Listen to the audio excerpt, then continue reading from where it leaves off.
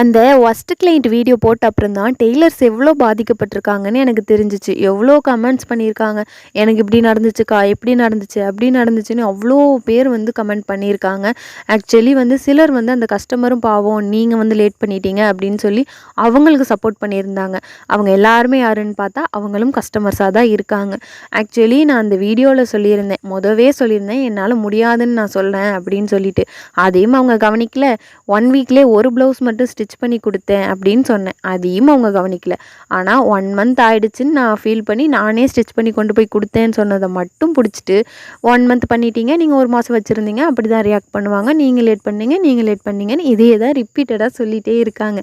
Actually அதுக்கு முன்னாடி நான் என்ன சொன்னேங்கிறத யாருமே கவனிக்கலை. எனிவே இருந்துட்டு போட்டும். ஆனால் டெய்லர்கிட்ட ஒரு ட்ரெஸ்ஸை ஸ்டிச் பண்ண கொடுத்துருக்கோன்னா அதை வாங்கும்போது காசு கொடுக்கணும்னு தெரியாதா என்ன?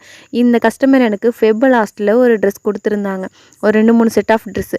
அதை நான் 2 வீக்ஸில் கம்ப்ளீட் பண்ணி கால் பண்ணி சொல்லிட்டேன். ஆனால் அவங்க ரிசீவ் பண்ணது எப்போ தெரியுமா? ஜூன் 1 தான், அதாவது ஜூன் 16 தான் ரிசீவ் பண்ணாங்க. ஸோ அது வரைக்கும் நான் லைனிங் போட்டிருக்கேன், த்ரெட் போட்டிருக்கேன், உட்காந்து வேலை செஞ்சுருக்கேன். அந்த காசெல்லாம் நான் எதில் எடுக்கிறது? ஸோ நான் அடுத்த கஸ்டமருக்கு எப்படி போடுறது? நீங்கள் பண்ணால் தப்பில்லை, அப்படி தானே?